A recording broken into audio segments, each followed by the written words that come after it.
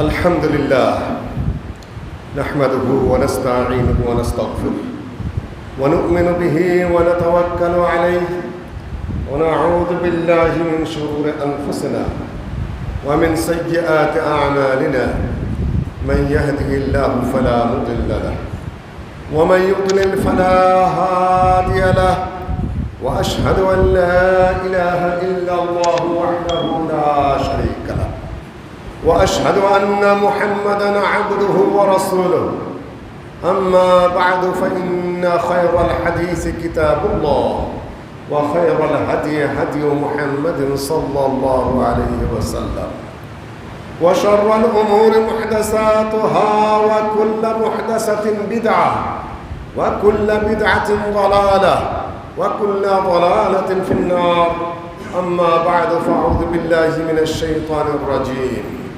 يرفع الله الذين آمنوا منكم والذين أوتوا العلم درجات يرفع الله الذين آمنوا منكم والذين أوتوا العلم درجات أعوذ بالله من الشيطان الرجيم قل هل يستوي الذين يعلمون والذين لا يعلمون গাজীপুরের বড়বাড়ি স্টেশন সংলগ্ন হায়দ্রাবাদ আত্তাকওয়া জামে মসজিদে উপস্থিত সম্মানিত নারী ও পুরুষ মুসলিম, বেশ কয়েক বছর আগে এখানে একবার খুতবা দেওয়ার সুযোগ হয়েছিল। তখন ছাপরা ছিল। মাশা আল্লাহ, আপনাদের নিয়ত, ইখলাস, উদ্যম আল্লাহর কাছে কবুল হয়েছে আশা করছি। এখানে এখন বিল্ডিং হয়ে গেছে, প্রচুর বিভিন্ন ধরনের মুসল্লি চেহারা পড়ছে, চেহারা সামনে আসছে আলহামদুলিল্লাহ। এখানে দিনই প্রতিষ্ঠান হতে চলেছে, ছেলেদের জন্য মেয়েদের জন্য। আপনারা যেখানে যতটুকু সম্ভব অর্থনৈতিক, কায়িক, নৈতিক বিভিন্ন ধরনের সমর্থন দিয়ে চলছেন, আল্লাহ আপনাদেরকে কবুল করবেন। সম্মানিত মুসলমানগণ, আমাকে এনারা জানিয়েছিলেন যে শরঈ ইলম এবং ইলমবিহীন আমলের পরিণতি রূপরেখা দিয়েছেন। পরিণতি হলে ভালো হতো, যাই হোক বিষয় একই। তার উপর ভিত্তি করে আমি আপনাদের সামনে সংক্ষেপে আমার খুতবা উপস্থাপন করার চেষ্টা করব ইনশাআল্লাহুল আজিজ। ইলম জিনিসটা কি? ইলম হলো জ্ঞান। বিদ্যা শব্দ আমরা উল্লেখ করি না, যেহেতু বেদ থেকে বিদ্যা। হিন্দুদের যে বেদ, ওইটা হয়ে যায় বাংলায় এসে, সেখান থেকে বিদ্যা, সেখান থেকে বিদ্যা বাংলায় আমরা এড়িয়ে চলি। আমরা পণ্ডিত শব্দ এড়িয়ে চলি। হিন্দু ধর্মে, সেই ধর্মে দীক্ষিত হয়ে গেলে তাকে পণ্ডিত বলা হয়। বৌদ্ধ ধর্মের তাদের যারা ধর্মগুরু, তাদের ওই ত্রিপিটক ভালো জানে, তাদেরকে বলা হয় বিশারদ।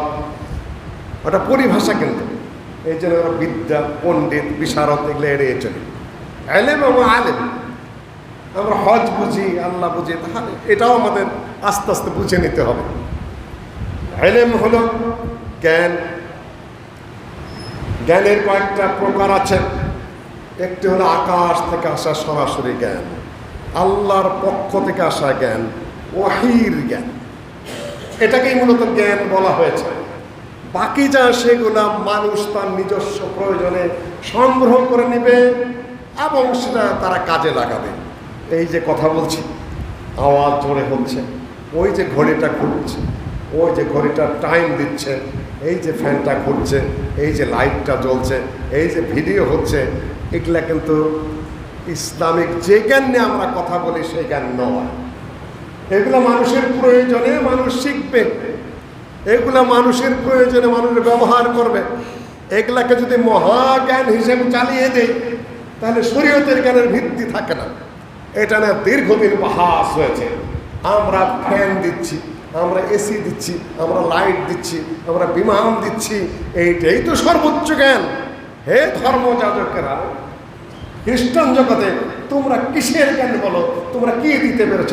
রাস্তা বানাইতে পারো না, ফ্যান দিতে পারো না, সাউন্ড বড় করতে পারো না, তোমাদের এই জ্ঞানের দাম কি? দীর্ঘদিন আলোচনা চলেছে, ওটাকে নিচু করার চেষ্টা হয়েছে। বাংলাদেশেও বহুভাবে মাঝে মধ্যে চেষ্টা করা হয়। বিজ্ঞানের কি ছাই 2-4 পাতা জানে না জানে, ওইটা নিয়ে মহাপণ্ডিতে করার চেষ্টা করে, নাস্তিকতা ছড়াতে চেষ্টা করে। হুজুররা কি জানে, কোরআনের মধ্যে কি আছে সেকালে বলে, সেগুলো এখন আস্তে আস্তে ধরা খেতে খেতে, অপমান অপদস্থ হতে হতে, বেজ্জতি এবং জিল্লতি হতে হতে এখন ডাস্টবিনে পড়েছে নিজেরাই। আমি আধাই করলে গাধায় বুঝে। কিছুদিন আগেই দেখেছেন কি পরিমাণ চোর তারা অন্যের বই থেকে নকল করেছে, কি করে মিথ্যা কথা বলেছে। এমনকি শিক্ষা বোর্ডের বই পুস্তকে তারা কি করেছে, শিক্ষামন্ত্রী পর্যন্ত সেখানে আলোচিত হয়ে পড়েছেন। এগুলা বহুত কিছু হয়েছে, এগুলা টিকে নাই, পাশ্চাত্যেও টিকে নাই, মুসলিম কান্ট্রিও টিকে নাই। এগুলা টেকনিক্যাল জ্ঞান। সুতার একটু উপরে হয়ে ইঞ্জিনিয়ার, কবিরাজ একটু উপরে উঠেই ডাক্তার, প্রয়োজন আছে সেগুলা। কিন্তু কোনো অবস্থাতেই আল্লাহর ওহীর জ্ঞান এবং কোরআনের জ্ঞানের সাথে সেটাকে কোনো অবস্থায় তুলনা করা প্রশ্নই ওঠে না। আল্লাহর সাথে যেরকম কারো তুলনা চলে না, রাসূলের সাথে যেরকম কোনো তুলনা চলে না। আল্লাহর পক্ষ থেকে আসা জ্ঞান এবং আল্লাহর রাসূলের পক্ষ থেকে দেয়া জ্ঞানের সাথে কেউ যদি মনে করে অন্য কোনো জ্ঞানের কোনো ধরনের তুলনা চলবে, আমি বলবো আপনার ইমানটাকে আবার রিনিউ করে নিন। বুঝে উঠতে পারেননি আপনি এখনো। ওটা কেউ করেও না, আমেরিকার প্রেসিডেন্টও করে না। ওই বোকামি কিছু কিছু বেউকুফি করে, কিছু মনে করবেন না। আমেরিকার প্রেসিডেন্টও ইঞ্জিলের উপরে হাত রেখে তাকে শপথ নিতে হয়, যদিও ইঞ্জিল ভুয়া, মানুষের বানানো, সত্যিকার কিছুই নাই। তারপরেও ওইটাকেও ওরা শ্রদ্ধা করে। পৃথিবীর সর্বোচ্চ ক্ষমতার অধিকারী প্রেসিডেন্ট, আর গির্জায় তাকেও যেতে হয়। গির্জার সামনে গিয়ে আমেরিকার প্রেসিডেন্টে বেয়াদবি করতে সাহস পায় না। কিসের চুটকা পাটকা ছাই মাটি কচু কদুমতু, হেগলে ইসলাম নিয়ে কটাক্ষ করে। মসজিদের সামনে আকাশ চোখে তাকায়। আরে বেটা, আমেরিকার প্রেসিডেন্ট পর্যন্ত গির্জার সামান্য একটা পাদ্রীর সামনে চোখ তুলতে সাহস পায় না। মুসলিম নামধারীর বেশি বেয়াদব, ওরা এখনো মেনে চলে। রাশিয়ার প্রেসিডেন্ট বারবার পোপকে সেলুট করছেন, আপনি আসেন দয়া করে, মেহরবানি করে। এগুলো বলে যান আল্লাহ সবচেয়ে বড়, এটা তার কালাম। রাসূল সবচেয়ে বড় মানুষ, তার বাণী শ্রদ্ধা করতে শিখুন। আমরা হুজুররা সম্মান করবে, এটা অন্য বিষয়। কেউ বেশি জানে, কেউ কম জানে, কেউ আদব আখলাক নাই, কারো আছে না আছে, কিন্তু আপনি সবসময় মনে রাখতে হবে আল্লাহর পক্ষ থেকে আসা জ্ঞান, ওহীর জ্ঞান। ওহী দুই প্রকার, একটি হলো ওহী মাতলুব, আর একটা হলো ওহী গায়রে মাতলুব। আল্লাহর ভাষা এবং বিষয়বস্তু দুটো সম্মিলিত যেটা, সেটা হলো আল্লাহর কালাম কোরআনে কারীম, সেটা হলো এক ওহী। আর একটা ওহী হলো বিষয়বস্তু হাত আল্লাহর পক্ষ থেকে, কিন্তু ভাষাটা হলো নবী মুহাম্মদ সাল্লাল্লাহু আলাইহি ওয়াসাল্লামের। এই হলো আপনার সামনে জ্ঞানের কথা। এই জায়গায় মানুষ ভুল করে, এই জায়গায় মানুষ বিভ্রান্তির মধ্যে পড়ে যায়। আল্লাহর পক্ষ থেকে যে জ্ঞানটা আসে সেটা আপনি কিভাবে ধারণ করবেন। মুসলিমগণ সেই জ্ঞান আল্লাহ নবীর মাধ্যমে পাঠান, সেই জ্ঞান আল্লাহ রাসূলের মাধ্যমে পাঠান, সেই জ্ঞান আল্লাহ প্রেরণ করেন কিতাবের মাধ্যমে। সেটি হলো মূল জ্ঞান আপনার, যেটা আপনাকে পৃথিবীর জীবনকে সুন্দর করবে, আখিরাতে জান্নাতের ব্যবস্থা করবে।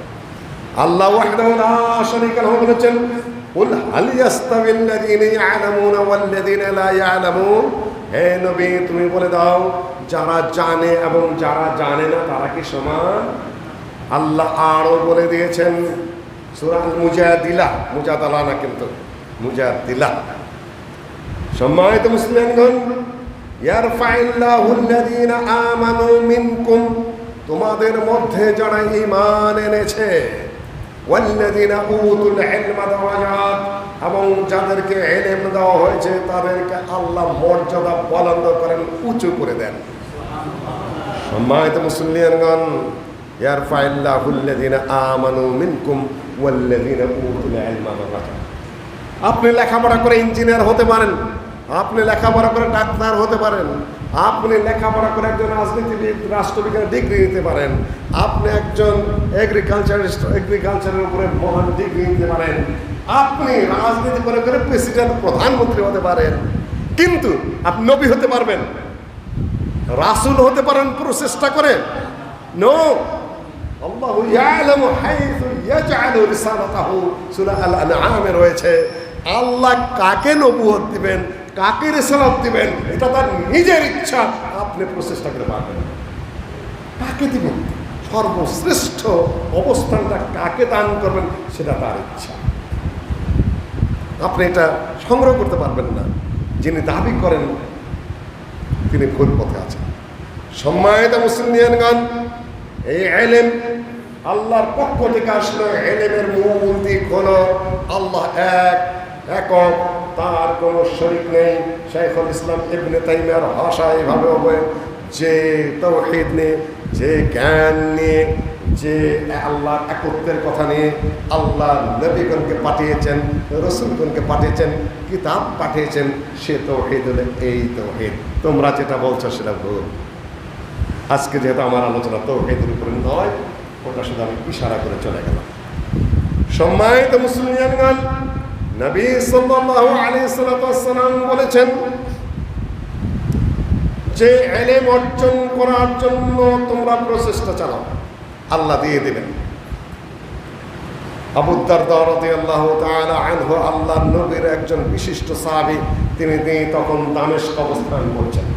সাহাবীগণ আল্লাহর নবীর কাছ থেকে ইলম নিয়ে নিয়ে সারা পৃথিবীতে ছড়ে পড়েছেন। কেউ কুফায় চলে গেছেন, কেউ বসরায় চলে গেছেন, কেউ ইয়ামানে চলে গেছেন, কেউ মিশরে চলে গেছেন, এমনকি বেশ কিছু কয়েকজন সাহাবী ভারতেও এসেছেন। মূল বিষয় কি? মূল বিষয় হলো আল্লাহর পক্ষ থেকে আসা যে ইলম, সেটা ছড়ানো। দুইটা জিনিস একসাথে। একটি ছিল ইসলামের বিজয়, ভূখণ্ড ইসলামের আওতায় নিয়ে আসা, আর তারও আগে হলো ওহীর ইলমের বিস্তার সারা পৃথিবীতে। আল্লাহর পক্ষ থেকে এই যে শুদ্ধ, স্বচ্ছ, পরিচ্ছন্ন জ্ঞান যা এসেছে, সেই জ্ঞান নিয়ে আমরা দেশ বিদেশে ছড়ে পড়েছি। দুইটা জিনিস কিন্তু মূল একই সাথে চলে ইসলামে। একটা হলো আল্লাহর পক্ষ থেকে আসা জ্ঞান, সেটার বিস্তার, আর একটা হলো বিজয়। সারা পৃথিবী এক আল্লাহর উলুহিয়তের আওতায় আসবে। সারা পৃথিবী, সারা দুনিয়া এক নবী মুহাম্মদ সাল্লাল্লাহু আলাইহি ওয়াসাল্লামের নেতৃত্বের অধীনে আসবে। আল্লাহ নবী বলেছেন, মা লা ইয়াসমাউ বি আহাদুন মিন হাযিহিল উম্মতি ইয়াহুদিয়্যুন ওয়ালা নাসরানিয়্যুন সুম্মা লা ইউমিনু বিমা জিতু বিহি ইল্লা ওয়া দাখালান নার।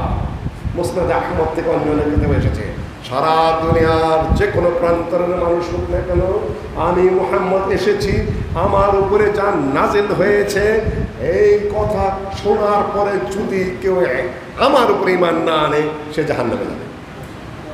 সারা দুনিয়া যে কেউ যে কোনো প্রান্তরে হোক না কেন, সে ইহুদি হোক, খ্রিস্টান হোক, যে কেউ হোক না কেন, আল্লাহ নবী মুহাম্মদের নাম শোনার সাথে সাথে, তার শরীয়তের, তার দ্বীনের কথা শোনার সাথে সাথে তাকে আল্লাহ নবীর উপর ঈমান আনতে হবে, বাধ্যতামূলক। এটা সম্মানিত মুসলিমগণ, সাহাবীগণ ছড়ে পড়েছেন সারা পৃথিবীর সকল প্রান্তরে। আবু দারদা রাদিয়াল্লাহু তাআলা আনহু দামেস্কে চলে গেছেন। দামেস্কের মসজিদে মদিনার থেকে কয়েকজন তাবিঈ চলে গেছেন তার কাছ থেকে ইলম নেওয়ার জন্য। গিয়ে বলছেন, হে আবু দারদা, আমরা মদিনার থেকে এসেছি আপনার কাছে ইলমের জন্য, আমাদেরকে কিছু শিখান। উনি বললেন যে, দেখো, মদিনার থেকে এসেছো, ভালোই করেছো। আল্লাহ নবী বলেছেন, মান সালাকা তারিকান ইয়াতলুবু ফিহা ইলমান সাহাবাল্লাহু বিহি তারিকান ইলাল জান্নাহ। মান সালাকা তারিকান ইয়াতলুবু ফিহা ইলমান সালাকাল্লাহু বিহি তারিকান ইলাল জান্নাহ। আবু হুরায়রা রাদিয়াল্লাহু তাআলা আনহুর সনদ একরকম, আর আবু দারদার সনদ অন্যরকম রয়েছে। হাদিস সহিহ মুসলিম থেকে অন্য কিতাবে রয়েছে। আবু দারদা রাদিয়াল্লাহু তাআলা আনহু বলেছেন, আল্লাহর নবী বলেছেন, যে ব্যক্তি রাস্তা ধরে, যে ব্যক্তি পথে নামে ইলম অর্জনের জন্য, ওই পথ দিয়ে সে জান্নাতে চলে যায়। আলাদা আর কোনো পথের দরকার নেই। ইলম অর্জনের পথ ধরেছ মানে তুমি জান্নাতের পথ ধরেছ। তারপরে হাদিসের কিন্তু শানে নজুল আছে, আবার হাদিসের প্রেক্ষাপট আছে, ঘটনার প্রেক্ষাপটে। আমরা সংক্ষেপের জন্য মাঝখান থেকে বলি, এটা কিন্তু হাদিসটার প্রেক্ষাপট। কোন প্রেক্ষাপটে আবু দারদা রাদিয়াল্লাহু তাআলা আনহু হাদিসটা বললেন? আরো শুনুন, ওয়ান্নাল মালায়েকাতা লা তাদাউ আজনিহাতাহা রিদান লিতালিবিল ইলম। আল্লাহর ফেরেশতারা মাটিতে তাদের জন্য পাখা বিছিয়ে দেয় তালেবে ইলমের সন্তুষ্টির জন্য। তালেবে ইলম বলতে বাচ্চা হতে হবে এমন তো না, বুড়াও তালেবে ইলম। ইলমের কোনো বয়স নাই, বাচ্চা শিশু তালেবে ইলম, বড় তালেবে ইলম, যুবক তালেবে ইলম, বৃদ্ধ তালেবে ইলম, চিরটা জীবনই তালেবে ইলম। আপনি ইলমের তো শেষ নাই, আমি আপনি কয়টা শিখতে পারবো? সম্মানিত মুসলিমগণ, এই হাদিসের শেষে গিয়ে হলো আল্লাহ নবী বলেছেন, আল উলামা ওয়ারাসাতুল আম্বিয়া, আলেমরা হলেন নবীগণের ওয়ারিস। নায়েবুল রাসূলের একটা হাদিস হয় না, এটা কথা সঠিক নয়, ওটা হাদিস নয়, ওটা বানাউটি কথা। আলেমরা নায়েবে নবী, নায়েবে রাসূল, ওগুলো ভুয়া কথা। যেটা আছে ওয়ারাসাতুল ইলম, আল্লাহ নবীর ওয়ারিস। আল্লাহ নবীর সম্পদ ছিল, বিশাল সম্পদ ছিল, এটা ভুল ধারণা। মক্কার জীবনে প্রথম ইতিম হালতে কেটেছে, দরিদ্রের হালতে কেটেছে। আল্লাহ নবী ছাগল রেখেছেন, এই এই ছোট্ট 2-1 পয়সার বিনিময়ে ইতিম হালতে দারিদ্রের জীবন গেছে। খাদিজা রাদিয়াল্লাহু তাআলা আনহা, আরবের একজন বড় ব্যবসায়ী মহিলা, তাকে বিয়ে করার পরে তার বয়স 40, আল্লাহ নবীর বয়স 25। 40 বছরের একজন বৃদ্ধাকে বিয়ে করেছেন, তার সকল সম্পত্তি আল্লাহ নবীর জন্য ওয়াকফ করেছেন। আপনি দিনের কাজে ব্যয় করুন। সঙ্গ দিয়েছেন, সাথে থেকেছেন, সাহস জুগিয়েছেন। আর এত প্রভাবশালী মহিলা ছিল যে, এত বড় একটা মহিলা খাদিজা, তার স্বামীকে কিভাবে কথা বলি। আবার চাচা আবু তালেব কাফের হলেও সাথে আছে, শেল্টার লাগে। চাচা আবু তালেব কাফের হলেও শেল্টার দেয়। আর খাদিজার মতো এত বড় ধন সম্পদশালী মহিলা, তার স্ত্রী, কিছু শেল্টার ঘর থেকেও আসে, ব্যাপক শেল্টার পেয়েছেন তিনি। সম্মানিত মুসলিম, দেখুন একটা কথা প্রাসঙ্গিক বলে যাই। 25 বছরের যুবক বিয়ে করেছেন কত বছরের? 40 বছরের। আবার যখন তিনি, আমার হিসাব হলো 53 বছরের বুড়া, বিয়ে করেছেন কয় বছরের কন্যা? 6 বছরের। এটাতে আল্লাহ এটার প্রতিদান দিয়েছেন। 25 বছরের যুবক বিয়ে করেছেন 40 বছর। সেই যুবক আবার যখন বৃদ্ধ হয়েছেন, তখন আল্লাহ আবার বিনিময়ে দিয়ে দিয়েছেন কি 6 বছর বসে। তাও কি নবীগণের পরে সর্বশ্রেষ্ঠ মানুষ আবু বকর রাদিয়াল্লাহু তাআলা আনহুর কন্যা সিদ্দিকা বিনতু সিদ্দিক। বয়স 2-1 বছর পার্থক্য, হয়তো 6 থেকে 8 হবে, 8 থেকে 9 হবে, এর মধ্যেই। সহিহ বুখারীর হাদিস অনুযায়ী 6 বছর বয়সে বিয়ে হয়েছে। কোনো কোনো রাওয়ায়াতে 1-2 বছর, তখন তো বয়সের আসলে গণনা হতো না, 1-2 বছর পার্থক্য হতে পারে। সম্মানিত মুসলিমগণ, সবই বৈধ, জায়েজ। আপনারা সংকুচিত করে দিয়ে সমাজকে সমস্যায় ফেলেছেন। বিয়ে হয়েছে নেই, কি হয়েছে, অমুক অমুকে, বিয়েই তো হচ্ছে না এখন। বিয়ে তো এখন আর আনন্দ নেই, বিয়ে হয়ে গেছে এখন আতঙ্ক। অধিকাংশ শিক্ষিত মহলে মেয়ে সহজে বিয়ে বসতে চায় না, ছেলেরা বিয়ে করতে চায় না।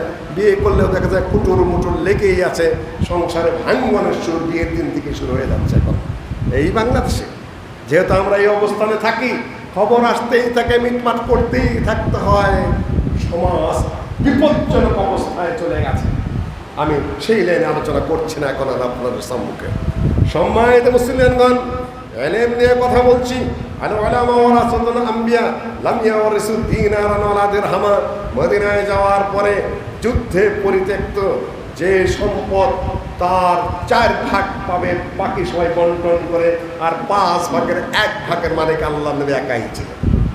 দরিদ্র নয়, দরিদ্রের জীবন যাপন করতেন, ভোগ বিলাস করতেন না, বেশি খাইতেন না, তারপরে আপনার সুখ স্বাচ্ছন্দ্যের জীবন যাপন করতেন না, কিন্তু দরিদ্র ছিলেন, এই কথা ঠিক নয়। এটা নিয়ে স্ত্রীদের সাথে লেগেছে মেলা ঝগড়া যুদ্ধ, ঝগড়া বচসা। স্ত্রীরা বলেন আছে, দিবেন না কেন? ভালো খাবার দেন, ভালো পড়ার দেন, থাকতে দেন, এই দেন সেই দেন। আল্লাহ নবী বললেন, শোনো, আল্লাহ নবী রাগ করলেন। রাগ করার পরে 1 মাসের জন্য স্ত্রী থেকে আলাদা সরে গেলেন। এখানেও এলেমের কথা। ওমর রাদিয়াল্লাহু তাআলা আনহু বলেন যে আমরা মুহাজিররা হিজরত করে এসেছি, আমরা তো দরিদ্র মানুষ, বাড়ি ঘর ছাড়া মানুষ, দৈনিক আমরা আল্লাহ নবীর কাছে যেতে পারতাম না। একদিনে আমার সঙ্গী যেত, আর একদিন আমি যেতাম। ঘরও সামান্য একটু মদিনা থেকে 7-8 মাইল ধরে আওয়ালি, যেখানে এখানে তো আমার মাসালা বলে যেতে হয়। খুতবা তো সামান্য সময়ের জন্য। আসরের সালাত পড়ার পরে আল্লাহ নবীর মসজিদে আসরের সালাত আদায় করার পরে মুসল্লিগণ চলে যেতেন আওয়ালিতে। আওয়ালিতে যাওয়ার পরে দেখা যায় সূর্য উপরেই আছে, কম বেশি 6 থেকে 8 মাইল দূরত্বে হাইটা যাওয়ার পরে। তাহলে আসর তো কখন? এই আওয়ালি শব্দ, ওমর রাদিয়াল্লাহু তাআলার বাড়ি হলে সে আওয়ালিতে। 6 থেকে 8 মাইল পথ হেঁটে যাওয়ার পরেও সূর্য উপরে। আল্লাহ নবীর সাথে আসরের সালাত আদায়ের পরে বাদুল আওয়ালি, হাদিসেই উল্লেখ আছে। আমি কারো আক্রমণ করছি না, আপনার একটু বিবেচনায় নেন হাদিসগুলা। সহিহ হাদিসগুলাকে, সহিহ বুখারীর হাদিসগুলাকে একটু বিনয়ের সাথে বিবেচনায় নেওয়ার জন্য প্রসঙ্গত উল্লেখ করছি। অত দূর থেকে ওমর রাদিয়াল্লাহু তাআলা একদিন এসে মসজিদে কাটাতেন, আল্লাহ নবীর কাছ থেকে দিন শিখতেন। আবার আরেকদিন তিনি একটু 2-4 পয়সা রুজি রোজগার করতেন, হাটে বাজারে মাঠে ঘাটে, ওইটাতে পরের দিন খাইতেন। আবার ওনার সঙ্গী আসতেন, এইভাবে একজনের কাছ থেকে আরেকজন এলেম শিখতেন। ওই দিন ওনার বন্ধুর পালা, হঠাৎ করে পায়ে থেকে ওমর রাদিয়াল্লাহু তাআলা দরজায় গিয়ে ঠক ঠক করে কড়া নাড়ছেন। হাদিস সহিহ বুখারীতে, কিতাবুল ইলম। আসাম্মা হোক, এই লোক গেল কোথায়? মানে তৃতীয় থার্ড পার্সনের কথা বলছে, এই লোক গেল কোথায়? মানে ওমর আপনি কোথায় আছেন এইভাবে না, আমরা রাগের সাথে বলি না মাঝে মধ্যে, এই লোক কোথায় গেল রে, বাস পাইতেছি না, গেল কোথায়? ওইভাবে কথা বলছে, এই লোক গেল কোথায়? ওমর রাদিয়াল্লাহু তাআলা বলছেন যে আমি তার এই আচরণে একেবারে ক্রুদ্ধ হয়ে গেলাম, রাগান্বিত হয়ে গিয়ে চিন্তা করলাম তাহলে কি পারস্য সম্রাট মদিনার উপর আক্রমণ করে ফেলেছে নাকি? এত মেজাজ দেখাচ্ছে। মানে আমি সাথে সাথে বেড়ে বলছি, কি তুমি এত মেজাজ করতেছো? পারস্য সম্রাট কি মদিনা আক্রমণ করছে, আমরা কি তলোয়ার নিয়ে যুদ্ধে নামবো নাকি? তা তার চেয়ে জটিল ঘটনা ঘটে গেছে। আল্লাহ নবী তার স্ত্রীদেরকে তালাক দিয়ে দিয়েছেন। যেহেতু আল্লাহ নবীর স্ত্রীগণের মতো ওমর রাদিয়াল্লাহু তাআলার কন্যাও একজন হাফসা, আর বাবাও যেরকম মেজাজি, মাও কন্যাও মেজাজি, এটা পেয়ে যায় রক্ত। হাফসা বেশি সাহসী স্ত্রীদের মধ্যে, যেহেতু ওমরের কন্যা। আয়েশাও বলছেন আমাদের মধ্যে সবচেয়ে সাহসী হলো হাফসা, বাপের মেজাজ পেয়েছে সে। ওমর রাদিয়াল্লাহু তাআলা বলছে, হা সর্বনাশ হয়ে গেছে, আল্লাহ নবীর শ্বশুরানী, কত বড় আমার ফজিলত! কিয়ামতের দিন আমার কন্যা আল্লাহ নবীর সাথে উঠবে, হাসর হবে, আল্লাহ নবীর সাথে জান্নাতে থাকবে। হায় হায়, যদি তালাক দিয়ে থাকে, কত বড় ফজিলত থেকে আমি বঞ্চিত হলাম। দৌড়ে গেছে হাফসার কাছে, হাফসা কি শুনলাম তোমাকে, তুমি আল্লাহর সঙ্গে কি করেছো, বেয়াদবি করেছো, কি অসম্মানজনক আচরণ করেছো, আল্লাহ নবী কি তোমাকে তালাক দিয়েছে? হাফসা বলছে লা আদরি, আমি বলতে পারবো না কি যে করছে, যে ঘটনা কি। যে আমরা একটু বেশি খাইতে চেয়েছি, বেশি পড়তে চেয়েছি, বাইতুল মালের সম্পদ আছে, আমরা এইভাবে থাকি। ওমর রাদিয়াল্লাহু তাআলা চিন্তা করলেন তাহলে এখন কি করি? আল্লাহ নবী রাগ করে, অভিমান করে একটা ওই বাড়ির এক কোনায়, সেখানে উপরে সেখানে একটা খেজুরের পাতা যে চাটাই, ওটা বিছিয়ে ঘাড়ের নিচে দিয়ে রেখেছেন, মাথার নিচে দিয়ে রেখেছেন খেজুরের পাতার হোগলা দিয়ে বানানো একটা পুরাতন বালিশ, ওইটা কান্দে দিয়ে মাথার নিচে দিয়ে শোলের মধ্যে দাগ পড়ে গেছে। ওমর রাদিয়াল্লাহু তাআলা অনুমতি চাচ্ছেন, আসসালামু আলাইকুম। আল্লাহ নবী চুপ, জবাব দিচ্ছেন কি দিচ্ছেন না। একবার দুইবার জবাব, চুপ থাকার পরে ওমর রাদিয়াল্লাহু তাআলা আস্তে করে কাছে গেলেন। কাছে গিয়ে চিন্তা করছেন যে আল্লাহ নবীকে কোনো রকম তো একটু ম্যানেজ করতে হবে। যে অবস্থায় আছেন এই অবস্থায় কথা বলে তো আল্লাহ নবী শুনবেন না। তবে মনে মনে একটা ফোন দিয়ে এঁটেছেন। উনি বলছেন, ইয়া রাসূলুল্লাহ, মদিনার পরিবেশ আর মক্কার পরিবেশ তো এক না। মক্কায় আমরা যারা মুহাজিররা এই দেশে এসেছি, মক্কার অবস্থা হলো পুরুষেরা নারীদের উপর কর্তৃত্ব করে, আর মদিনার বিষয় হলো নারীরা পুরুষের উপর কর্তৃত্ব করে। আর আমাদের মহাজের মহিলারা এখানে এসে তাদের দ্বারা প্রভাবিত হয়েছে একটু একটা পুরুষের সাথে বেয়াদবি করে। আল্লাহ নবী একটু হেসে দিলেন শুনে। ওমর বলে কাজ হয়েছে, এখন আমি কথা বলতে পারবো। আল্লাহ নবীকে একটু হাসাইতে পারছি। তারপরে জিজ্ঞাসা করছি, ইয়া রাসূলুল্লাহ, আপনি কি আপনার স্ত্রীদেরকে তালাক দিয়ে দিয়েছেন? আল্লাহ নবী বললেন যে না। ওমর যেন চিৎকার করে ডাকতে, আল্লাহু আকবার, আমার মেয়ে রক্ষা পেয়েছে। এখন আল্লাহ নবী আমার শ্বশুর, আমার জামাতা। এখানে কেতাবুল ইলম নিয়ে আসা হয়েছে, একজন যাবে, একজন বাড়িতে থাকবে, আবার তার বদলে আরেকজন যাবে, আরেকজন বাড়িতে থাকবে। সাহাবীগণ একদিন উপার্জন করেছেন, আরেকদিন খেয়েছেন, আরেকজন একদিন উপার্জন করেছেন, আরেকজন আবার এলেম অর্জনের জন্য গেছেন। উপার্জন করলাম আজকে, এটা কালকে খাবো, আমি যাবো আল্লাহ নবীর কাছে, আরেকজন উপার্জন করবে একদিন, সে যাবে, আমি থাকবো, ইত্যাদি। এইভাবে তারা টানা এলেম অর্জনের জন্য। সম্মানিত মুসলমান, এখানে আয়াত নাযিল হয়েছে, ইয়া নিসা আন-নবী ইন কুনতুন্না তুরিদনাল হায়াতাদ দুনিয়া ওয়া যিনাতাহা ফাতাআলাইনা উমাত্তি'কুন্না ওয়া সাররিহকুন্না সারাহান জামিলা। আয়াত নাযিল হলো, হে নবীর স্ত্রীরা, তোমরা যদি দুনিয়া চাও, দুনিয়ার ভোগ বিলাস চাও, ভালো কাপড় চোপড় চাও, ইত্যাদি ইত্যাদি চাও, তাহলে আসো, উমাত্তি'কুন্না ওয়া সাররিহকুন্না সারাহান জামিলা, তোমাদের পাওনা দাওনাদের বিদায় করে দিতে চাই। আর যদি তোমরা আখিরাত চাও, জান্নাত চাও, তাহলে আমার সাথে থাকো। কোরআন রায় আখিরাত হলো বড় কথা। আয়েশা রাদিয়াল্লাহু তাআলা আনহাকে প্রথম ডাকলেন, ডেকে বললেন, আয়েশা, আমি তোমাকে একটা প্রস্তাব দিচ্ছি, তোমার গার্জিয়ানের সাথে পরামর্শ না করে সিদ্ধান্ত নেবে না। বিয়ে, তালাক, হে মেয়েরা শুনে নাও ভালো করে, গার্জিয়ানের অনুমতি ছাড়া কখনো সিদ্ধান্ত নিতে যাবে না, ভুল করবে, এটা শরীয়তের বিধান। আজকে সেই আলোচনা, বিয়ে তালাক নিয়ে আমি আলোচনা করছি না। আয়েশা রাদিয়াল্লাহু তাআলা আনহা বলছেন যে এমন কোন কথা যে যদি আমার সাথে থাকতে চাও, জান্নাত চাও, তাহলে দুনিয়ার ভোগ বিলাস চলবে না। সহিহ বুখারীর বিবরণ। এই জন্য আবার আমার বাবা মার কাছে পরামর্শ করতে হবে নাকি? আমি জান্নাত চাই, না আপনাকে চাই, সোজা কথা। এই জন্য পরামর্শ চাবো নাকি? এই ঘটনা এত দূর করবে আমরা তো বুঝতে পারিনি। এলেমের জন্য সম্মানিত মুসলিমগণ, ঘটনা ঘটবে এই সংসারে, দ্রুত সিদ্ধান্ত নিতে যাবেন না। মেয়েরা এগুলা করবে, আল্লাহ নবীর সাথে হয়েছে। এই চুন থেকে চুন খুইলেই যে আপনারা বিনা এলেমে ভুল তো কাজ করবেন না, ঠিক না।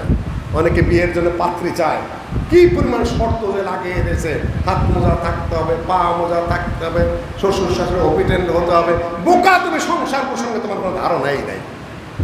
তুমি তো ওয়াজ শুনেছো শুধুমাত্র, তোমার কি ঠেকা পড়ছে, তোমার এত শর্ত মাইনে একজন তোমার কাছে বিয়ে করবে। তুমি ঘরে নাও, ঘরে নেওয়ার পরে পরিবেশের সাথে খাপ খাওয়াই নেবে, ওটাই বাস্তবতা। তুমি সাধারণ দিনদারি চাও, সে যদি তোমার উল্টাটা চায় তোমার কাছে, তাহলে তুমি কি করবে? অত কথা লিখতে হয় না বিয়ের মধ্যে। তোমরা ভুল করছো যুবকেরা, এটা হইতে হবে, ওইটা হইতে হবে, তুমি তো আতঙ্ক সৃষ্টি করছো। সম্মানিত মুসলিয়ানগণ, তখন আরো ঘটে গেল, আল্লাহ নবীর স্ত্রীগণ রয়েছেন, আমি কেতাবুল ইলমের মধ্যে রয়েছে, এলেম কিভাবে অর্জন করতে হয়, পরিশ্রম ছাড়া কিছুই হয় না পৃথিবীতে। আয়েশা রাদিয়াল্লাহু তাআলা আনহা, হাফসা রাদিয়াল্লাহু তাআলা আনহা, দুইজনেই তো বড় বাপের বড় সন্তান। একজন আবু বকরের কন্যা, একজন ওমরের কন্যা, নেতৃত্ব তাদেরই। আল্লাহ নবী আরেকজন স্ত্রীর ঘরতে মধু পান করেছেন।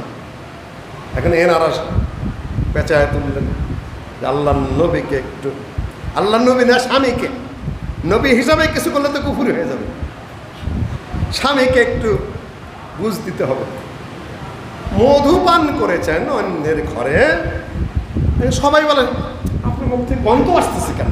সবার এক কথা, মাগাফির পান করেছেন নাকি, কি পচা জিনিস খাওয়াইছে, কার করে গেছিলেন, উচ্চে কিন্তু সবই। কিন্তু হাফসার কাছে গেলে একই কথা, আয়েশার কাছে গেলে একই কথা, সাউদার কাছে গেলে একই কথা, সব এক ভাষায় কথা বলছে। আল্লাহ নবী বললেন জীবনে আর মধু খাবো না, মধু হারাম। যা, এত বড় পেছে পড়ে গেলাম। মহিলারা এগুলা কিন্তু করবে, আপনি যত ভালো মানুষই হন, কিছু কিছু করবে, এগুলা মেনে নিতেই হবে। সব কিছু চাইট দিতে যাবেন না, কথাবার্তা হবে হ্যাঁ অজাজ, একটু বাপরা থাকবে, ওটা তাদের স্বভাব, দোষ নয়। আদমকে জান্নাত থেকে বাইর করার মূল কারণে কি না হাওয়া, কিন্তু হাওয়াকে আল্লাহ একবার ভৎসনা করেন নাই কোরআনে। আসা আদম রব্বহু ফাগাওয়া, আদম তুমি ভুল করেছো। মহিলা মানুষে ভুল করতেই পারে, তুমি তার কথায় কান দিলা কেন? এটা তোমার দোষ। সম্মানিত মুসলিমগণ, বুঝে চলতে হবে, সংসার রক্ষা করে চলতে হবে আপনাকে। আল্লাহ নবী চট করে বলে বলেন মধু হারাম করে দিলাম আমার নিজের জন্য, আর জীবনে মধু পান করবো না। আল্লাহর পক্ষ থেকে আয়াত নাযিল হলো, ইয়া আইয়ুহান নবী লিমা তুহাররিমু মা আহাল্লাল্লাহু লাক তাবতাগি মারদাতা আজওয়াজিক। আল্লাহ যা হালাল করেছেন, হে নবী তুমি কেন সেটা নিজের জন্য হারাম করলে? স্ত্রীদের সন্তুষ্টি রক্ষার্থে তুমি হালালকে হারাম করছো কেন? লম্বা আয়াত নাযিল হয়ে গেল, কিন্তু কেউ জানে না কে এই দুইজন কে। ইবনে আব্বাস রাদিয়াল্লাহু তাআলা সূরা তাহরিম পড়ে দেখুন। ইবনে আব্বাস রাদিয়াল্লাহু তাআলা বলেন যে আমি দীর্ঘদিন জানার চেষ্টা করেছি, তিনি কিন্তু রাইসুল মুফাসসিরিন, মুফাসসিরদের সর্বপ্রধান কে? ইবনে আব্বাস। এগুলো পথে কাটার মুফাসসির যেগুলা কতগুলো ফাজিল লোক, অধিকাংশ কিচ্ছু লেখাপড়া না, ভুয়া। এগুলার দ্বারা প্রভাবিত প্রতারিত হওয়ার কোনো অবকাশ নেই। রাইসুল মুফাসসিরিন ইবনে আব্বাস রাদিয়াল্লাহু তাআলা আনহু, ইন তাতুবা ফাকাদ সাগাত কুলুবুকুমা, তোমরা যদি তওবা না করো তোমাদের দুইজনের অন্তরাত্মা বক্র হয়ে গেছিল। এই দুই মহিলা কে? সূরা তাহরিম। ঘুরছি ঘুরছি ঘুরছি, কিন্তু কার কাছ থেকে জানবো? যেহেতু আল্লাহ নবীর ঘরের কথা, দুইজন মহিলার কথা, আর সুযোগ পায় না। সেই আল্লাহ নবীর যুগ থেকে নিয়ে আবু বকরের যুগ গেছে, ওমর রাদিয়াল্লাহু তাআলা আনহু যখন খলিফাতুল মুসলিমিন, ইবনে আব্বাস রাদিয়াল্লাহু তাআলা আনহু বলছেন আমি পিছে লাগলাম। ওমর রাদিয়াল্লাহু তাআলা আনহু তখন হজে চলে গেছে। হজে যাওয়ার পর আমি খেদমত করা শুরু করে দিলাম খলিফাতুল মুসলিমিনরে। একটু পেশাব পায়খানা করতে যায়, বদনাটা নিয়ে যাই, একটু কাপড়টা এগিয়ে দেই, তারপরে আস্তে আস্তে, খুব মেজাজি মানুষ তো, এক মহাশক্তিশালী পুরুষ ওমর রাদিয়াল্লাহু তাআলা আনহু, সারা পৃথিবী যাকে দেখে কাঁপে। সুযোগ খেদমত করতে করতে কাছে যায় বললাম যে এই আয়াতে দুইজন মহিলা কে? ইন তাতুবা ফাকাদ সাগাত কুলুবুকুমা। ইবনে আব্বাস বলো না, এটা বলা যাবে না। নবীগণের পরে সর্বশ্রেষ্ঠ মানুষ যিনি, তার কন্যা একজন, আরেকজন আমি খলিফাতুল মুসলিমিন, তোমাদের আমার কন্যা। একটা আয়েশা এবং হাফসাই দুইজন মিলে এই ঘটনা করেছিল। এই দুইজনই নেতৃত্ব দিয়েছে এলেমের জন্য। এই শুধুমাত্র এইটুকু জানার জন্য ইবনে আব্বাস, কোরআনের তাফসীর এইটুকু বোঝার জন্য ইবনে আব্বাস রাদিয়াল্লাহু তাআলা আনহু দীর্ঘদিন ঘুরেছেন। একদিনে এলেম অর্জন হয় না। আর এলেম স্বল্প হলো, কম হলো, এটা মনে করবেন না। যেটুকু হলো ওইটুকুই আপনার সঞ্চয় হলো, যেটুকু হলো ওইটুকুই আপনার সাথে যুক্ত হলো। আপনি যদি হাউদাস করতে থাকেন একবারে মহান আল্লামা হয়ে যাবেন, না না না, এটা সিস্টেম নয়। একটু একটু করে এখান থেকে শিখছেন, ওখান থেকে শিখছেন, এই তো গ্রহণ করছেন, কিন্তু মিথ্যা ভুয়া বাজে কিছু আপনি সংগ্রহণ করবেন না। আপনাদের তাদের অবস্থা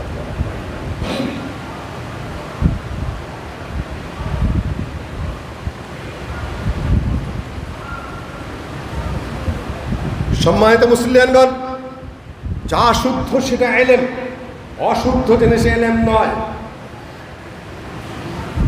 সাহাবীগণ এলেম শিখতেন।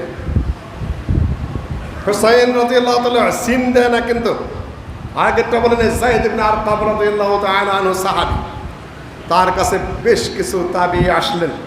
হুসাইন সোয়াদ দে, তিনি বললেন আপনার কাছে এসেছে হে যায়েদ বিন আরকাম, যায়েদুল খায়র, রাআইতান নবী সাল্লাল্লাহু আলাইহি ওয়াসাল্লাম, আল্লাহ নবীকে দেখেছেন আপনি সাহাবী, সাল্লাইতা খালফাহু, তার পিছনে আপনি সালাত আদায় করেছেন, ওয়া গাযাওতা মাআহু, তার সাথে আপনি বহু যুদ্ধে অংশগ্রহণ করেছেন, ওয়া সামি'তা হাদিসাহু, তার হাদিস শুনেছেন।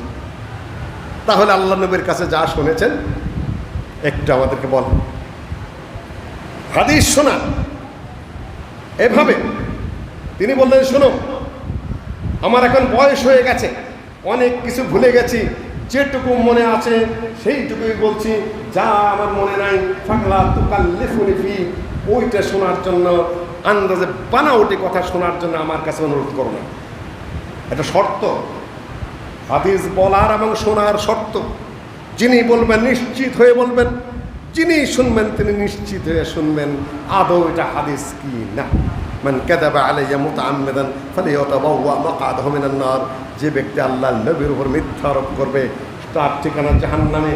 আর যে ব্যক্তি মিথ্যা হাদিস শুনে মিথ্যাটা আবার আরেক জায়গায় বর্ণনা করলো, সে দুইজনের এক মিথ্যুক। অমক হুজুরে কইছে, অমকে তমকে কইছে, দলিল নেই, প্রমাণ নেই, রেফারেন্স নেই, আপনি শুনতেছেন আর ভুয়া কথা আপনি বলেই চলেছেন।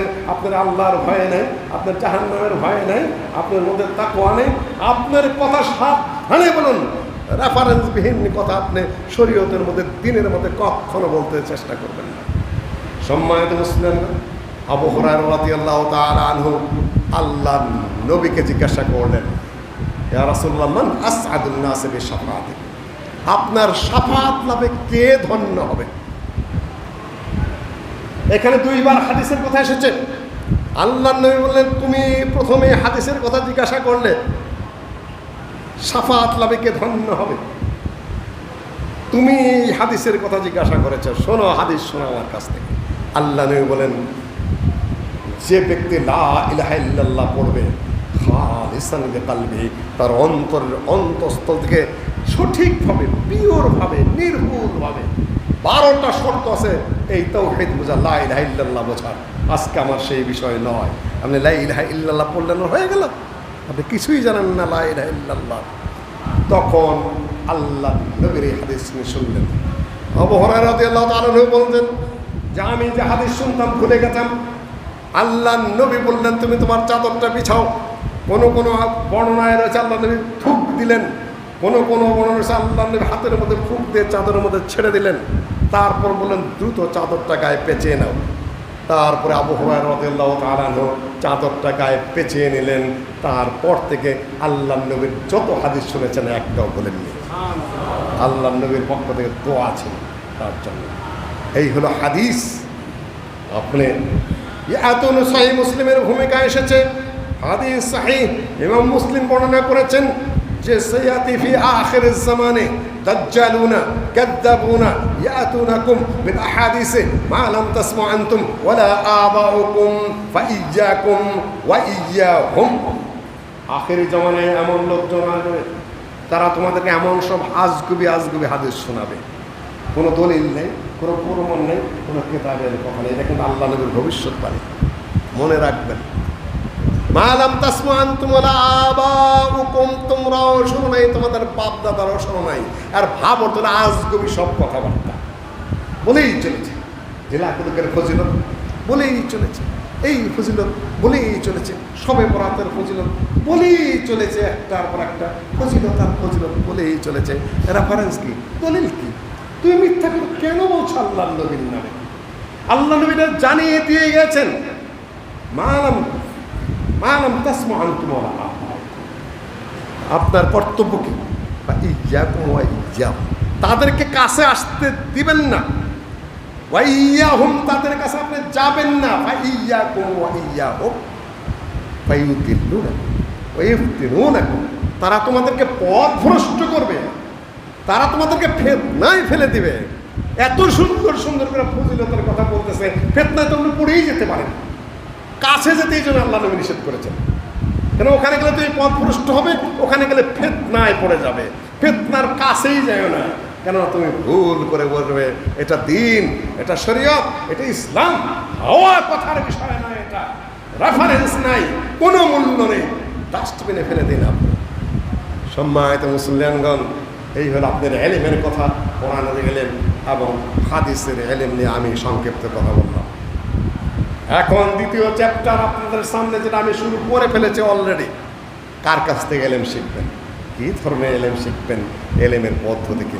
যিনি জানেন না মূর্খ, তার যত বড় পাগড়ি হোক, যত গলার আওয়াজ হোক, যত সুন্দর সুর হোক, কিচ্ছু যায় আসে না। তাদের কাছেও যাবেন না, তাদেরকে কাছে ঘেঁষতেও দিবেন না, ফিতনায় ফেলে দেবে, পথ ভ্রষ্ট করে দেবে আপনাকে। এটা আল্লাহ নবীর ভবিষ্যৎবাণী, ডান বাম থেকে কোনো কথা নেই। এই হলো এক দিক। তৃতীয় দিক, মাদ্রাসার পড়ার দুরবস্থা, মাদ্রাসায় হাদিসের দর্শের দুরবস্থা। দু একটা উপমা দিয়ে আমি আপনাদের কাছ থেকে বক্তব্য ফুটিয়ে নিয়ে আসবো ইনশাআল্লাহ আজিজ। দেখুন, কেউ রাগ করবেন না, কথা সত্য এবং শুদ্ধ। আমি একটা চাঁদপুরের একজন মুহাদ্দিস সাহেবের মাঝে মাঝে দর্শ খেয়াল করতাম, বাংলা ভাষা ভালো জানেন, সুন্দর করে কথা বলেন, আকীদা ভালোই মনে হয় আমার কাছে। আমি একটু ভক্তই হয়ে গেলাম, মাঝে মধ্যে শুনতাম। চাঁদপুরি সাহেব নাম ধরে বললেন, যে কোনো কোনো জায়গায় নাম ধরে বলে, নাম আমি ধরি নাই, কাছাকাছি গিয়েছি, কেন এটা জায়েজ, আল জারহু ওয়াত তা'দীল। এই জায়গায় যারা মিথ্যা কথা বলে, যারা ভুয়া করা বলে, যারা হাদিসের নামে কথা বলে, তাদের ব্যাপারে ধরিয়ে দিতে হয়। ইমাম আহমদ বিন হাম্বলকে বলা হয়েছিল, এই যে আপনি নাম ধরে কথা বলেন, অমুকে মৃত্যু, অমুকে বাজে কথা বলে, অমুকে হাদিসের নাম নিয়ে অশুদ্ধ কথা বলে, আল্লাহ আপনাকে কিয়ামতের দিন ধরবে না। আহমদ বিন হাম্বল রাহিমাহুল্লাহ বলেন, ওই হাকা তো ধ্বংস হবে বেটা, হাদি নাসিহা, আমি নসিহত করছি তোমরা মিথ্যা কথা বলো না হাদিসের নামে। আমি গীবত করছি না, এটা নিয়ম। স্পষ্টভাবে প্রকাশ্যে যারা মাঠে মাঠে মিথ্যা কথা বলে হাদিসের নামে, এটা আইনগণ ধরিয়ে দিয়েছেন, ধরতে বলেছেন, পরিষ্কারভাবে বলে দেওয়া হলো, এটা আপনি মিথ্যা কথা বলেছেন, এটা আপনি গীবত করেছেন, এটা আপনি আল্লাহ নবীর নামে বাজে কথা বলে চলেছেন। সম্মানিত মুসলিমগণ, তারপরে আস্তে আস্তে শুনতে শুনতে দেখলাম যে এটা কি করছে কি। দু একটা উদাহরণ দিয়েই আমি কথা শেষ করছি।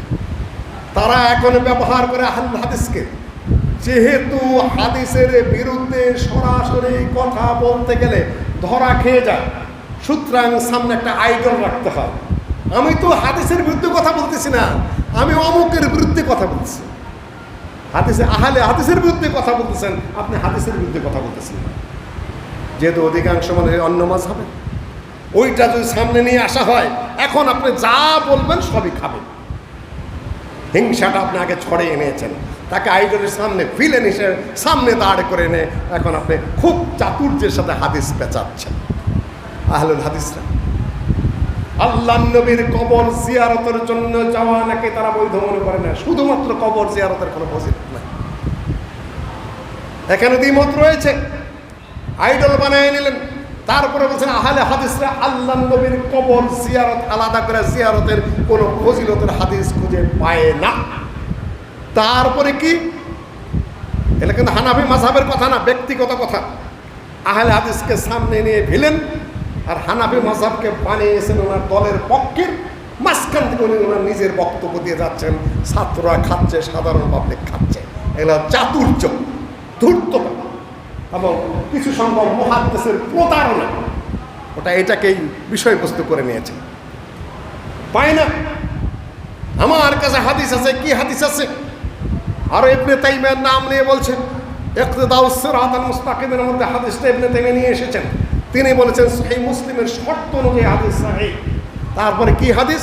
মা মিন আহাদিন, মা মিন মুসলিমিন ইউসাল্লিমু আলাইয়া ইল্লা রাজাআল্লাহু আলাইহা রূহি ইল্লা রাদ্দাল্লাহু আলাইহা রূহি। কোন মুসলিম, কোন আল্লাহর বান্দা কেউ যদি আমাকে সালাম করে, আল্লাহ আমাকে রূহ ফেরত দেন, হাত্তা আরুদ্দা, যাতে করে আমি ওই ব্যক্তির সালামের জবাব দিতে পারি। এখানে কবর জিয়ারতে আল্লাহ নবীর কবরের কথা কোথায় আসছে? মুহাদ্দিস সাহেব, আপনি কি দিয়ে কি বুঝ দিচ্ছেন? হাদিস সহিহ, সুনান আবু দাউদে এসেছে, ইবনে তাইমিয়া সহিহ বলেছেন, ইকতিদাউস সিরাতাল মুস্তাকিম এটা নিয়ে এসেছেন, কিন্তু ইবনে তাইমিয়া ফতোয়া এখানে কি দিয়েছেন? এখানে বলছেন যেখান থেকেই সালাম দেওয়া হোক না কেন, আল্লাহ নবীর রূহ কবর ফেরত দেওয়া হয়, তিনি সে সালামের জবাব দেন। এখানে জিয়ারতের কথা আছে, কথা কোথায় আছে? এখানে সালাম দেওয়ার কথা আছে। আপনি আমেরিকা থেকে সালাম দেন, ব্রিটেন থেকে সালাম দেন, অস্ট্রেলিয়া থেকে সালাম দেন, আপনার কবরের কাছে অত দরকার নাই। আল্লাহ স্বয়ং আল্লাহ নবীর রূহ সেখানে কি করে দেবেন? জবাব দেবেন। নিজের থেকে একটা শব্দ বাড়িয়ে নিলেন, এই দাজ্জাল, এই ডালপুরি সাহেব। আমি এখন ডালপুরি বলি, চাঁদপুরি তো না, ডালপুরি হিন্দি বলে শব্দটা বাড়িয়ে দিয়েছেন।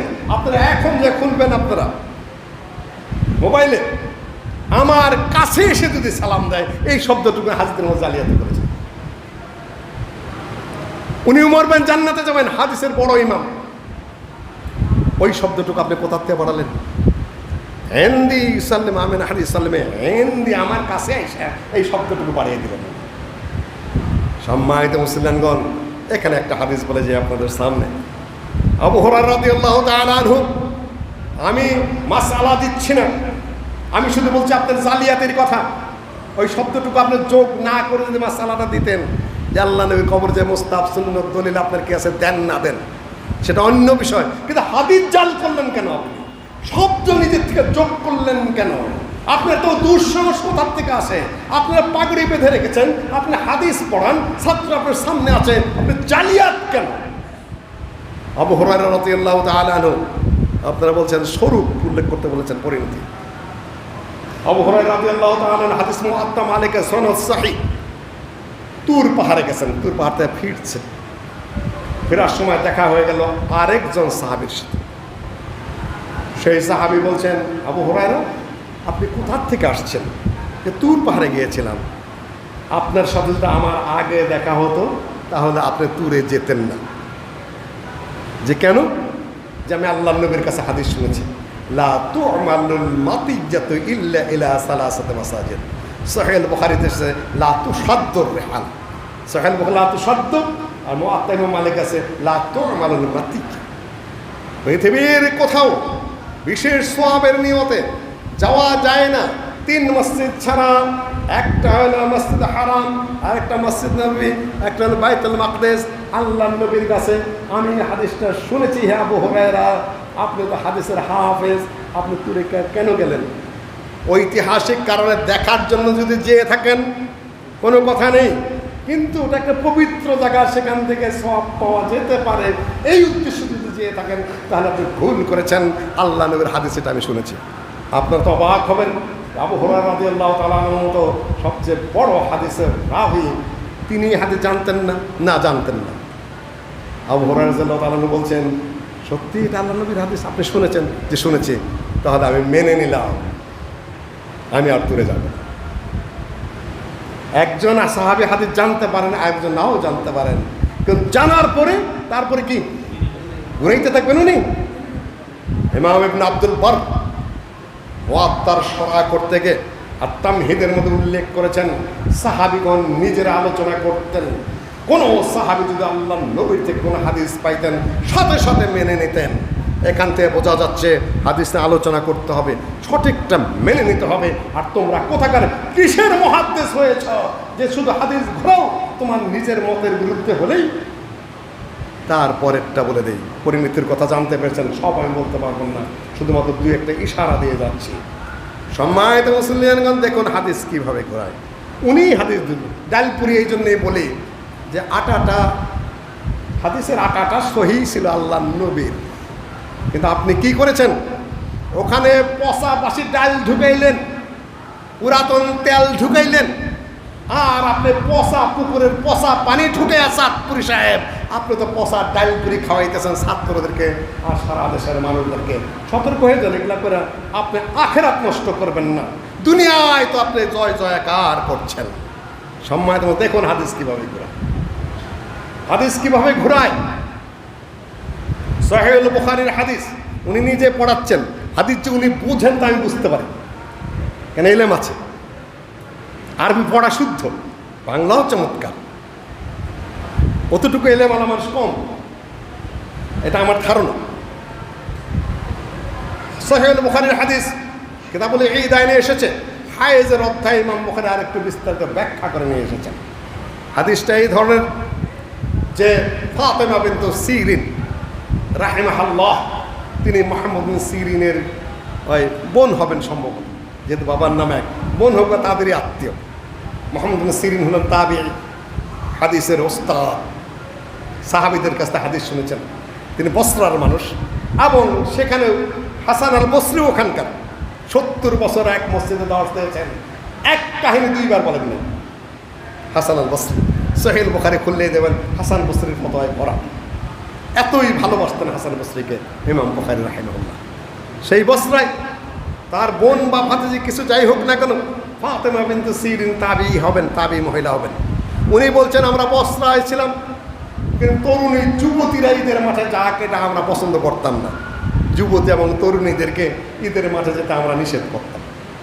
ইতিমধ্যে সেখানে একজন মহিলা আসলেন মদিনার থেকে, আসার পরে বললেন যে আমার ভগ্নিপতি 16টা যুদ্ধে অংশগ্রহণ করেছেন এবং আমার দুলাভাইয়ের সাথে আমার বোন 8টা যুদ্ধে অংশগ্রহণ করেছে আল্লাহ নবীর সাথে।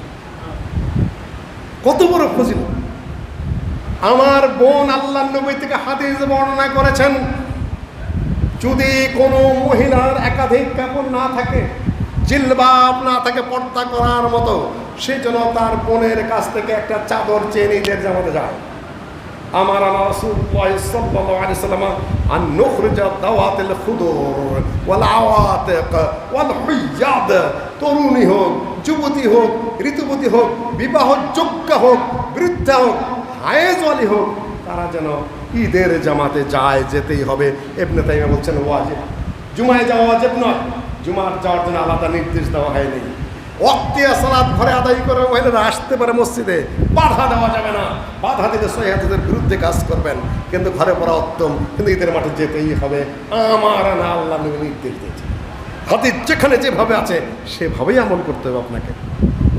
তারপরে বলছেন যে যুদ্ধের মাঠে আমরা যেতাম, নুদাউল জারহা কালমা, যুদ্ধে যারা ক্ষত বিক্ষত হতো তাদেরকে আমরা চিকিৎসা দিতাম যুদ্ধের মাঠে।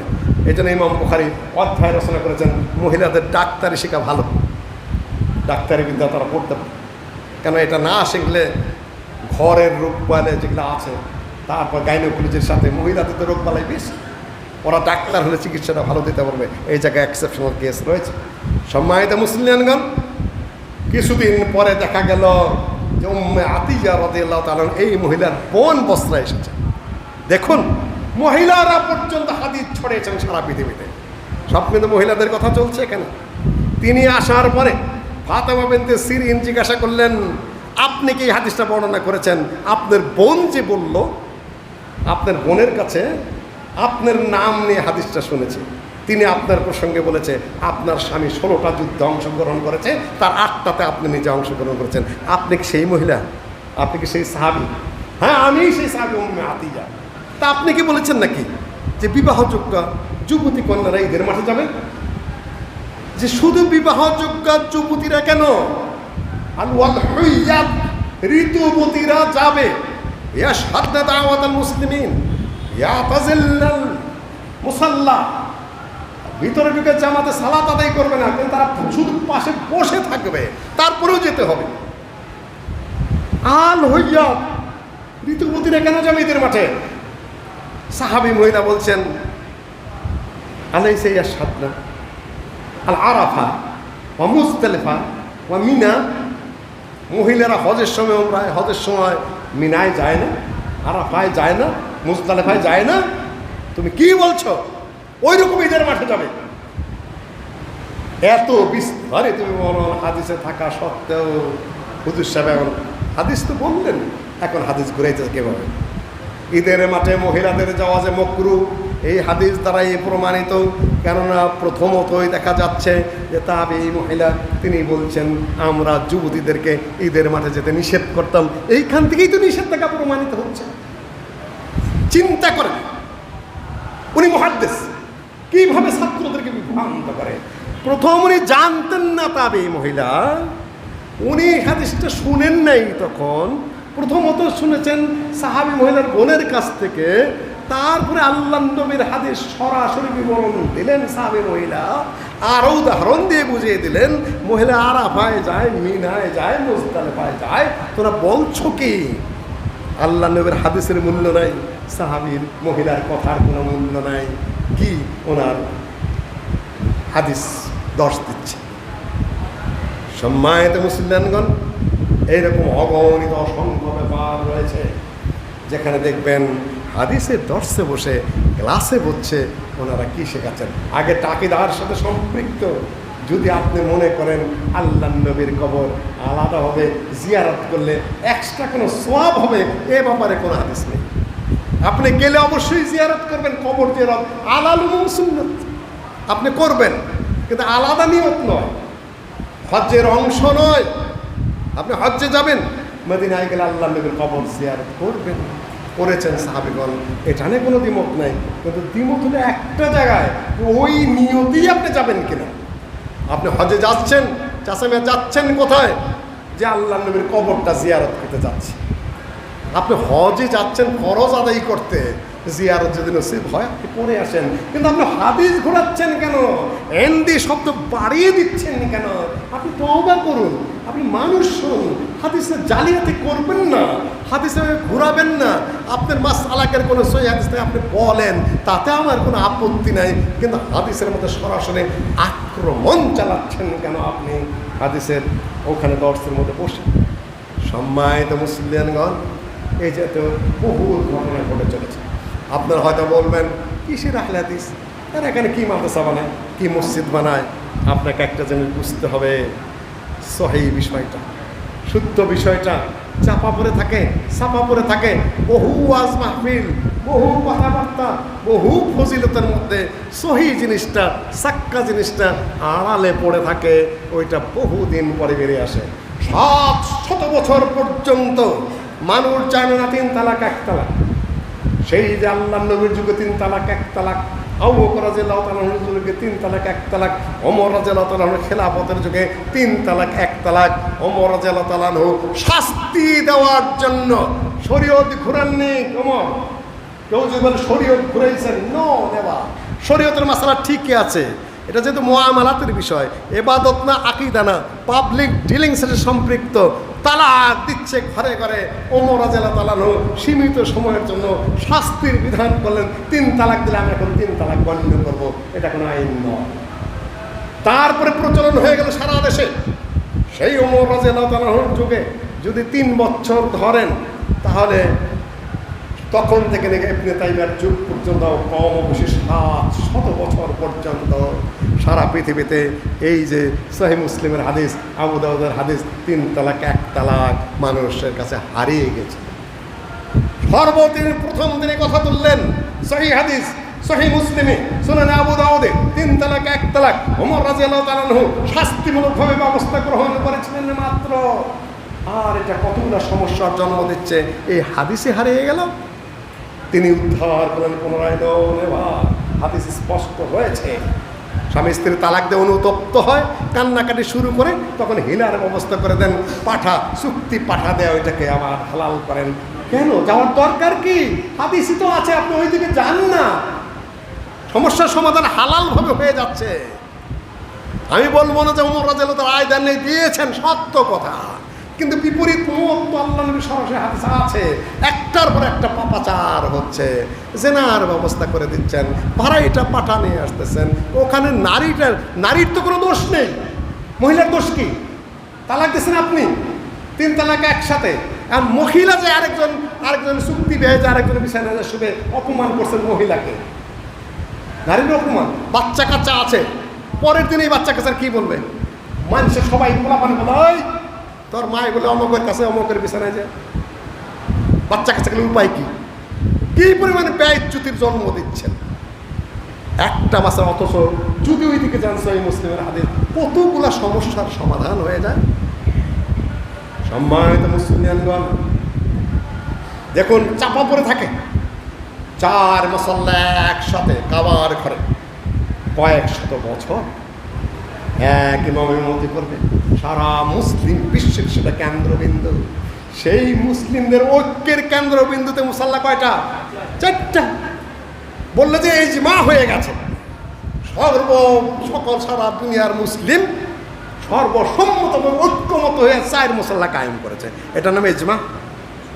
আল্লাহ নবীর যুগে একটা, আবু বকরের যুগে একটা রাদিয়াল্লাহু তাআলা আনহু, ওমরের যুগে একটা, ওসমানের যুগে একটা, আলী রাদিয়াল্লাহু তাআলার যুগে একটা, উমাইয়া যুগে একটা, আব্বাসি যুগে একটা, তারপরের যুগে একটা। কোন যুগে? ফারজারকশি, সেই মিশরী শাসক। মিশরে যেহেতু 4 প্রকারের কাজী নিয়োগ দিতে হলো, হানাফি, শাফি, মালিকি, হাম্বলি। কাবার ঘরের সামনে খালি ঝগড়া আর ঝগড়া, কেউ কারো পিছনে সালাত আদায় করবে না, আমাদের ইমামের ইমামতি করতে হবে। ইন্না লিল্লাহি ওয়া ইন্না ইলাইহি রাজিউন। সেইটাই চলেছে কয়েক শত বছর। এটা সুন্নাত না বেদাত? এটা বানাওটি কারবার। ইজমার দাবি করলেন আপনারা, কিন্তু কত বড় একটা খারাপ কাজ করেছিলেন। কয়েক শত বছর পরে বাদশাহ আব্দুল আজিজ যখন ক্ষমতায় আসলেন, তিনি এক মুসাল্লার এক ইমামের ব্যবস্থা করে দিলেন। একটা জঘন্যতম বেদাত, শতাব্দীর পর শতাব্দী যেটা চলেছে সেটার চিরতরে থাকুন আলহামদুলিল্লাহ। এখন এক ইমাম আবু হানিফার ফতোয়া রয়েছে, আসসালাতু খালফা কুল্লি বাররিন ওয়া ফাজির। লোক পরহেজগার হোক, দিনদার হোক, আর যাই হোক, তার পিছনে তুমি সালাত আদায় করবে। দেওবন্দের ফতোয়া, আহলে হাদিসের পিছনে হানাফিদের সালাত হবে। আনসার মুহাজির পত্রিকা আপনি পড়ে দেখুন। আমাদের উস্তাদ, তারপর বাইতুল মুকাররমের খতিব, ঢাকা আহলে হাদিসের মুহাদ্দিস, হেড মুহাদ্দিস, যার কাছে আমরা হাদিস পড়েছি, তিনি আহলে হাদিসের পিছনে সালাত আদায় করেছেন। তার ছাত্র অধ্যাপক শামসুল আলম সাহেব, তিনি তার ছাত্র এবং জমিয়ত আহলে হাদিসের প্রেসিডেন্ট ছিলেন। তার বাসায় যখন যেতেন খুব সুসম্পর্ক ছিল। খতিব ওবায়দুল হক সাহেব, জমিয়তে আহলে হাদিসের লোক, শামসুল আলম সাহেবের পিছনে সালাত আদায় করেছেন। মৌলানা মহিউদ্দিন খান সাহেব, আমরা তার বাসায় বেড়াতে গেলে উনি বলছেন তোমরা যুবক মানুষ, তোমরা ইমামতি করো। তিনি তো আমাদের পিছনে সালাত আদায় করেছেন। আর কোথাকার চেঙ্গু ফেঙ্গু আপনারা, আপনাদের আহলে হাদিসের পিছনে সালাত হবে না। আমরা হানাফিদের পিছনে সালাত আদায় করি, যদি সে শিরক এবং বিদআতের সাথে জড়িত না থাকে। কোথায় পেয়েছেন এই সকল মাসালা? কে দিয়েছে? এগুলো হানাফি মাযহাবের মাসালা নয়, আহলে হাদিসের মাসালা নয়। সেখানে হানাফি মাযহাব একমত, যুদ্দাঈ ইলাল বিদআহ, বেদাতের দিকে আহ্বান জানায় এমন ইমামের পিছনে সালাত হানাফিদের হয় না। মাসালা বোঝার চেষ্টা করুন জায়গা মতো। আসল বিষয় হলো শিরক এবং বেদাত, যেখানে হানাফি আহলে হাদিস একমত। এখন যেগুলা বেদাত করে মাঠে ময়দানে, ওরা হানাফি নয়। এগুলা বুঝে নিতে হবে আপনাকে। শুধু আহলে হাদিসকে সামনে নিয়ে আপনাদের খেপিয়ে দিয়ে তারা বেদাত করে, কিতাবে ওগুলা নাই। আহলে হাদিস এবং হানাফির আকীদার মধ্যে সুন্নতের মাসালায়, বেদাতের মাসালায়, শিরকের মাসালায়, তাওহীদের মাসালায় তেমন কোনো পার্থক্য নেই। ইমাম আবু হানিফা ডাইরেক্ট ফতোয়া রয়েছে ফিকহুল আকবরে, আসসালাতু খালফা কুল্লি বাররিন ওয়া ফাজির। যে কোনো মানুষ সে যদি দাঈ ইলাল বিদআ না হয় এবং শিরক না করে, তার পিছনে হানাফিদের সালাত হয়ে যায়। আহলে হাদিসের ফতোয়া, আহলে কিবলার পিছনে সালাত, নামাজ। কাফি সাহেবের লেখা, আহলে হাদিসের অবিসংবাদিত নেতা, যে হানাফি মাযহাবের কেউ যদি শিরক এবং বিদআতের সাথে জড়িত না থাকে, তার পিছনে সালাত হয়। আহলে হাদিসের নাম ধরে যদি কেউ শিরক এবং বিদআত করে, তার পিছনে আহলে হাদিসের সালাত হবে না। আপনি এখানে দল বাড়ায় বাড়ায় হিংসা ছড়াচ্ছেন। আসল পয়েন্টে তো আমরা আসতে পারছি না। আসুন, আমি আর খুতবা লম্বা করছি না। আলহামদুলিল্লাহ, আমাদের মূল ভিত্তি হলো কোরআন এবং সহিহ হাদিস। তার উপর ভিত্তি করে মূল পয়েন্ট হলো তাওহীদ এবং সুন্নাহ। যদি শিরক এবং বিদআত কিতাব দ্বারা প্রমাণিত হয়, আমাদের নিজেদের স্বার্থে, আখিরাতের স্বার্থে, আর মুসলিমের মধ্যে মুসলিমের সুসম্পর্ক, সালাম কালাম দাওয়াত, এটা তো হক, ওয়াজিব, হক্কুন ওয়াজিব। কিসের এক মাযহাব বানিয়ে নিচ্ছে আমরা? মুসলিম মুসলিম সালাম করবে না, কালাম করবেন না, বিয়ে শাদী বন্ধ, দাওয়াত খাবেন না। এ কোন কথা? আসল বিষয় হলো শিরক এবং তাওহীদ, সহিহ হাদিসের আমল। নাম সাইনবোর্ড লাগায় একজন একজনে ঘৃণা করা শুরু করেছেন। এর মধ্যে যুক্তি কি, বুদ্ধি কি? আমরা তো বুঝি না এগুলা। আমাদের বোধ শক্তি নাই এ সকল ব্যাপারে। সম্মানিত মুসলিমগণ, আসুন চেষ্টা করি। একদিন তার হবে না, overnight we can not change anything, everything আমরা একদিনে পারবো না। দাওয়াত ছড়ে যাচ্ছে আলহামদুলিল্লাহ, সারা পৃথিবীতে দাওয়াতি কাজ ছড়ে যাচ্ছে।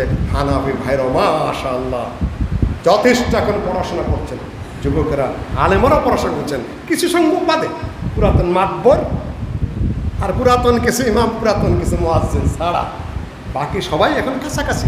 পৃথিবীর বাংলাদেশের যে কোনো মসজিদে যাবেন, ছোট হোক বড় হোক, 5-7টা আমিনের আওয়াজ জোরে হয়, তাই না? এখন আমিন হয়। 8 রাকাত তারাবি এখন অনেকেই পড়েন, পড়া শুরু হয়েছে আলহামদুলিল্লাহ। এই যে দেখি আহলে হাদিসের জয় জয়কার, ওই শব্দ উচ্চারণ বলেন সহিহ হাদিসের জয় জয়কার। আপনি যেই হন না কেন, আহলে হাদিস হন, হানাফি হন, সহিহ হাদিসের আমল হচ্ছে আলহামদুলিল্লাহ। হাযা হুয়াল মাতলুব। আমার সাইনবোর্ডের জয় জয়কারের দরকার নাই, কাজটা তো হচ্ছে আলহামদুলিল্লাহ। আল্লাহ আমাদের তৌফিক দান করুন। আল্লাহুম্মা আনসুর মান নাসারা দীনা মুহাম্মাদিন সাল্লাল্লাহু আলাইহি ওয়াসাল্লাম ওয়াজআলনা মিনহুম ওয়াখযুল মান খাযালা দীনা মুহাম্মাদিন সাল্লাল্লাহু আলাইহি ওয়াসাল্লাম ওয়া লা তাজআলনা মিনহুম। আল্লাহুম্মা দাম্মির দিয়ারহুম, আল্লাহুম্মা খাররিব বুনিয়ানহুম, আল্লাহুম্মা শাত্তির শামলাহুম।